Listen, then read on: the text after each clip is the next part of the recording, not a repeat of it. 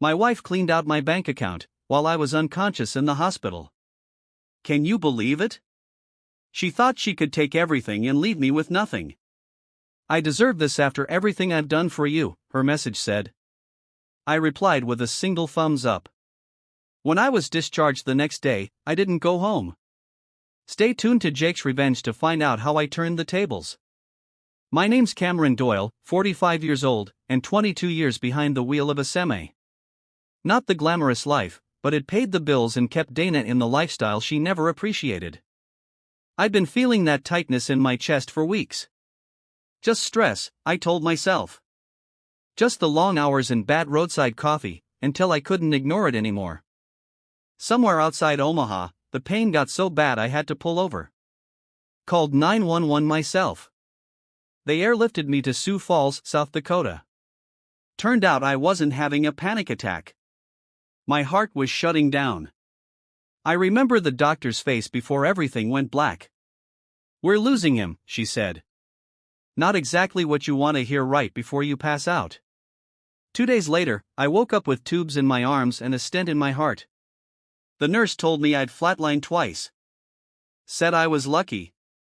I didn't feel lucky when I checked my phone. There was only one message from Dana. We'd been married 15 years. No kids, just a mortgage in Sioux Falls and a lot of quiet dinners when I was home between hauls. The message had a screenshot of our joint account.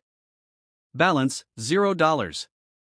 Below it, she wrote, "I deserve this after everything I've done for you, $61,438.72, my emergency fund, my truck maintenance account, my retirement cushion, all gone." I should have felt something. Rage, maybe. Instead, I just felt tired in a way sleep couldn't fix. I sent her a thumbs up emoji, nothing else. But was I really out of moves? Keep watching Jake's Revenge to see how I outsmarted her. When the doctor came in, he told me I needed to rest. Avoid stress, no driving for at least 6 weeks. He asked if someone was picking me up tomorrow. Yeah, I lied. That night, I made a call to my brother Jeff. He lived on the other side of town. Hadn't spoken to him in months. Not because we were fighting. We just lived different lives. Need a favor? I said. Name it, he answered without hesitation. Need a place to crash for a few days, and I need you not to tell Dana. There was a pause. She doesn't know you're alive? Oh, she knows, I said.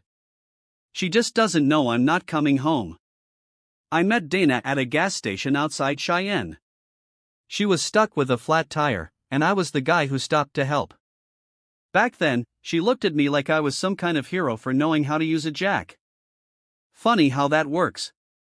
Things that impress people at first just become expected later on. We got married 6 months after that.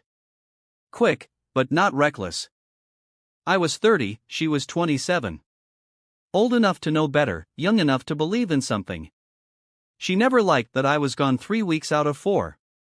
But the money was good, and she liked what it bought. I'd call every night from whatever state I was passing through. Sometimes the conversations lasted an hour. As the years went on, they got shorter. 5 minutes of updates, then just checking in. Last couple years, it was mostly texts. Made it to Nashville. All good here. Looking back, there were signs. She stopped asking when I'd be home. Started taking trips with friends I'd never met, but I trusted her. That's what marriage is, right? Trust. My brother Jeff helped me into his guest room. He's a construction foreman, works locally, divorced twice, knows something about the ways people can disappoint you. You should eat something, he said. I wasn't hungry. I was thinking about the house I'd bought, about the refinancing I'd done 3 months earlier when rates dropped. Dana had said she was too busy to come to the signing, so I handled it myself. Put it only in my name since my credit score was better. She never even asked to see the paperwork. There was also the medical power of attorney I'd set up last year. After my buddy Tim had his stroke and his girlfriend couldn't make decisions for him, I got worried. My niece Megan, Jeff's daughter, helped me with it. Law student, smart kid. She made sure everything was in order. Does Dana know you're here? Jeff asked as he handed me a sandwich. No, I said. And we're going to keep it that way for a bit. She took everything? I nodded. What are you going to do? I took a bite of the sandwich. Didn't taste like anything. I'm going to get some rest. Doctor's orders. But that night, I didn't sleep. I just stared at the ceiling, remembering all the little moments where Dana had seemed distant, checking her phone under the table, changing passwords, moving money between accounts for better interest rates. I'd been blind, but not anymore. On my third day at Jeff's place, I got a text from our neighbor Harold. Haven't seen you around. Everything okay? Dana's got some guy over. Thought you should know. I sat with that for a long time. Didn't respond. Just let it sink in. Later that afternoon, I drove with Jeff to the bank. Not our regular branch where Dana and I were known, but the main office downtown. Asked to speak with a fraud specialist. Showed them the text message with the screenshot. Explained I'd been hospitalized, rested, unconscious, that the withdrawals happened without my knowledge or consent. The woman behind the desk kept her face neutral, professional, but I could see it in her eyes. Pity, maybe a little anger on my behalf. Mr. Doyle, we can start a fraud investigation, but given that it's a joint account and your wife has equal access, it may be difficult. I understand, I cut in, but I'd like to try anyway. She nodded, started typing on her computer. We'll need records from the hospital confirming your stay, particularly documentation of when you were unconscious or incapacitated. Not a problem. And you should know, if this becomes a criminal matter, the police will get involved. I looked at her. I'm aware. On the way back to Jeff's, we stopped for gas. I stayed in the car while he pumped. Through the windshield, I watched a father with two kids buying ice cream from a convenience store. Normal life going on all around me. Want anything? Jeff asked. I shook my head. Back at his place, I made 3 phone calls. First to my dispatcher, telling him I needed extended medical leave. Second to the credit union where I kept a small business account for my independent contracting jobs. Third, to a lawyer friend of Jeff's. I need to know where I stand, I explained. With the house, with the accounts, with everything. The lawyer, Blake, agreed to meet the next day. I hung up and pulled out my laptop, logged into accounts Dana didn't know existed, checked the status of investments she'd never asked about. Not because I was hiding anything from her, but because she'd never shown interest in the boring parts of our finances. While I was doing that, another text came through from Dana this time. Where are you? Your truck isn't at the depot. Did they tell you I came by? I didn't answer. Cameron, this is ridiculous. You can't just disappear. We need to talk about this. I put the phone down. Jeff looked over from the kitchen. She reaching out? Yeah. You going to respond? I closed my laptop. Not yet. That night, I took a walk around Jeff's neighborhood. It was a clear night. Stars visible even with the city lights. For the first time since the hospital, my chest didn't hurt. Not physically, anyway. I realized something during that walk. I wasn't angry anymore. I wasn't even hurt. I was just done. And with that came clarity. Dana hadn't just taken my money. She'd given me my freedom. A week after I was discharged, I finally went home. Middle of the day, when I knew Dana would be at her office job. Used my key. Walked in like I'd just come back from another hall. The house smelled different. Cologne that wasn't mine. Empty wine bottles in the recycling bin. 2 wine glasses in the dishwasher. I packed some clothes, my important papers, and the small lockbox from the closet where I kept my birth certificate and passport. As I was walking out, I noticed the framed photo from our wedding day was missing from the hallway table. Back at Jeff's, I met with Blake, the lawyer. We sat at the kitchen table with papers spread out between us. The house situation is interesting, he said, reviewing the refinancing documents. Since you refinanced solely in your name with that medical clause, and given your recent cardiac event, you have a strong case for sole possession. What about the money she took? Blake frowned. That's trickier. Joint accounts typically mean joint ownership, but, he tapped a finger on the bank statements, the fact that she cleared it out while you were medically incapacitated could constitute financial exploitation of a vulnerable adult, especially since you have documentation that these were primarily your earnings. I nodded. And if I want a divorce? South Dakota is an equitable distribution state. Given the circumstances, I think we can make a compelling case for an arrangement in your favor. He gathered the papers. I'll draft some initial documents. In the meantime, don't contact her. Don't respond if she reaches out. Everything through me now. The next day, Dana showed up at Jeff's house. I was alone, Jeff at work. I heard her car pull up, but didn't look out the window. The doorbell rang 3 times before she started knocking. I know you're in there, Cameron. Your truck is parked down the street. Her voice was muffled through the door. You can't just hide. We need to talk about this. I sat perfectly still in the living room, like a kid playing hide and seek. Eventually, the knocking stopped. I thought she'd left until my phone buzzed. I'm sorry about the money. I was angry. You've been distant for months. I thought you were cheating. I found out about the house refinancing and panicked. We can work this out. Please talk to me. It was the first time she'd ever accused me of cheating.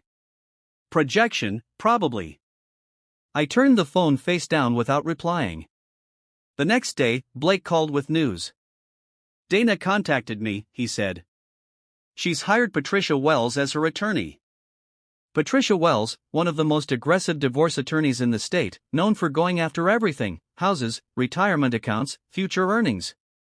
What does that mean for us? I asked. It means she's not playing around. Wells is already claiming that your abandonment after the hospitalization constitutes desertion. She's painting you as unstable, saying you disappeared without explanation and are refusing communication. I let out a long breath. So what now? Now we get ahead of this. I filed for an emergency hearing regarding the funds she withdrew. Judge Harmon is presiding.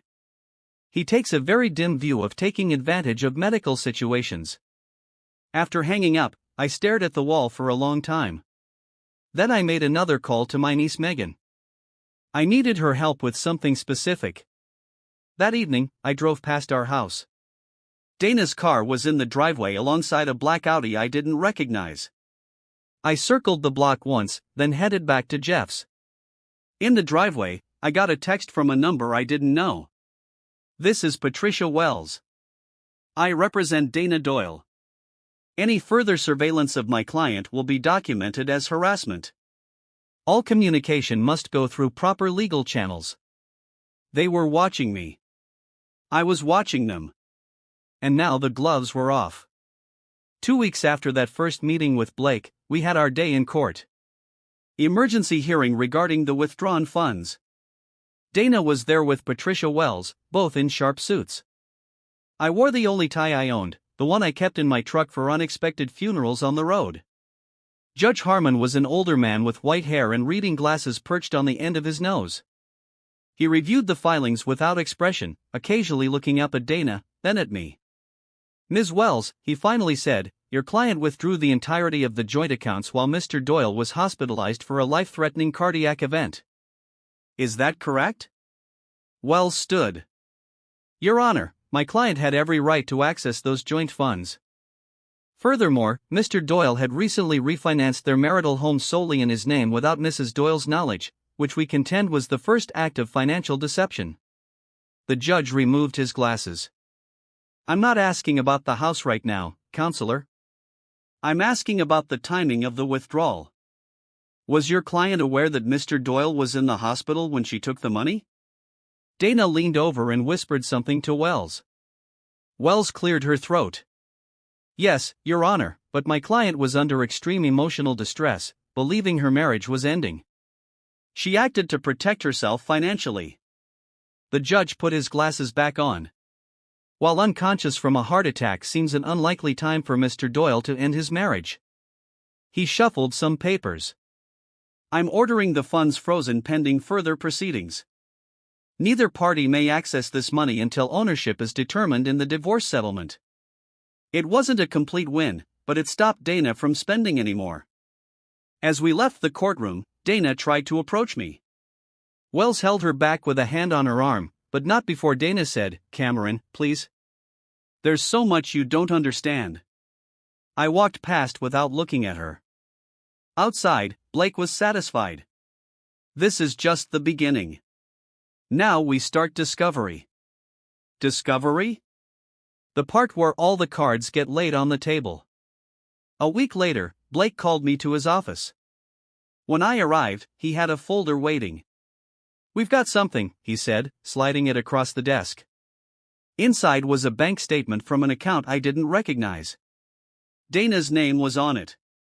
The balance, $127,340.56. Where did this come from? I asked. Your niece found it. Megan's internship at the credit union downtown gave her some insights. This account was opened 18 months ago. Regular deposits, always just under $10,000. Just under the reporting threshold. Classic sign of hiding money. There's more, Blake said. The deposits align with your long-haul schedule. When you're gone, money goes in. I sat back. She's been planning this for a year and a half. Blake shook his head. I don't think she was planning to leave you, Cameron. I think she was preparing in case you left her. Why would I leave her? I was working myself to death to provide for us. That's when Blake slid over another piece of paper, a credit card statement with a hotel charge from a place in Minneapolis. Date, 3 months ago. I'd been in Seattle that week. The name on the reservation was Harold Jensen. Harold, our neighbor, the one who texted me about the guy at our house. Blake's face was grim. We think Harold has been involved with Dana for some time. He was creating a false trail to make you suspicious while they were together. The betrayal wasn't just Dana. It was coordinated, planned. Harold playing concerned neighbor while sleeping with my wife. Dana draining our accounts while I was fighting for my life. I stood up. What's our next move? Blake smiled for the first time that day. That's up to you, but if I were in your shoes, I'd make sure they both regret ever thinking they could get away with this. I spent the next month living at Jeff's, recovering physically while Blake built our case. We had a strategy now. Document everything. Gather evidence of Dana and Harold's relationship. Prove the financial deception. My niece Megan was invaluable. Her position at the credit union gave us insight into financial patterns we wouldn't have seen otherwise. The account has another person with access, she told me one evening. Not a joint owner, but an authorized user. Harold, I guessed. She nodded. And there's something else. They've started moving money, smaller amounts to different accounts. They know we're on to them. I stared out the window. They're liquidating, getting ready to run. That night, I called Blake. We need to move faster. I agree, but we need to be careful. If we tip our hand too soon, they'll disappear with everything. So, what do we do? Blake was quiet for a moment. We need leverage. Something that makes them think twice about running. The next day, I drove to our house when I knew Dana would be at work. I didn't go inside. Instead, I walked the property line, taking photos with my phone. The new shed Harold had helped build last summer. The fancy landscaping that had mysteriously appeared while I was on a 3-week haul to California. Improvements paid for with my money, likely installed by Harold, increasing the property value of the home that was now solely in my name. I sent the photos to Blake with a simple message, documented. 2 days later, Dana's lawyer called Blake with an unexpected offer. Dana would return 50% of the withdrawn funds in exchange for 50% equity in the house. "They're testing us," Blake said when he called to tell me, "seeing if we'll settle cheap." What do we tell them? Nothing yet. Let them sweat. Meanwhile, I made another move. I contacted my trucking company's HR department, explained my situation, asked about the disability insurance I'd been paying into for 20 years. "You're entitled to 60% of your salary for up to 12 months, the HR representative explained. "Given your cardiac event and the doctor's restrictions, you easily qualify." I filed the paperwork that day. Another source of income that Dana didn't know about wouldn't be included in any settlement discussions yet. The next week, I had Jeff drive me past our house again. This time, I noticed something new. A for sale sign on Harold's lawn. "He's cutting and running," Jeff said. I nodded. "Call Megan." An hour later, Megan confirmed our suspicion. Harold had cleared out his accounts 2 days earlier. Nearly $90,000 withdrawn in cashier's checks. I called Blake immediately. "We need to act now. Harold's selling his house. Dana might be planning to go with him." Blake didn't hesitate. "I'll file for an emergency injunction first thing tomorrow, freezing all assets, preventing property sales without court approval." The next morning, I woke to a text from Dana. "We need to talk. Just you and me. No lawyers." I showed it to Jeff. "They're desperate," he said. I nodded. "Good." I forwarded the text to Blake, who replied, "Don't respond. Injunction hearing is at 2 p.m. At 1:30, I was walking into the courthouse when I spotted Dana and Harold together in the parking lot, arguing. They didn't see me. I took out my phone and recorded them from a distance. 30 seconds of evidence showing their relationship, something they'd been careful to hide from legal proceedings. Inside, Blake was waiting. I showed him the video. "Perfect timing," he said. "Judge Harmon is already in a mood today." I straightened my tie. "Then, let's not keep him waiting." Judge Harmon's chambers were smaller than the courtroom. Just the judge, the 2 lawyers, Dana, and me. Harold wasn't allowed in. He wasn't party to the divorce. The video of them together played on the judge's computer. No sound, but their body language said everything. "Ms. Wells," Judge Harmon said when it finished, "would you care to explain why your client has been declaring under oath that she has no relationship with this neighbor when video evidence clearly shows otherwise?" Wells looked shaken. "Your Honor, the nature of their relationship isn't relevant to the financial matters at hand. It is when financial fraud is being alleged." The judge turned to Dana. "Mrs. Doyle, are you planning to leave the state with Mr. Jensen?" Dana's face went pale. I don't." "Let me rephrase," the judge continued. "The court has evidence that you and Mr. Jensen have been moving substantial sums of money, that Mr. Jensen is selling his property, and that you withdrew funds from joint accounts while your husband was incapacitated.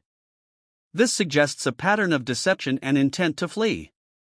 He looked at both lawyers. "I'm issuing an immediate freeze on all assets belonging to both Dana Doyle and Harold Jensen. Neither may leave the county without court permission." Additionally, he turned to me.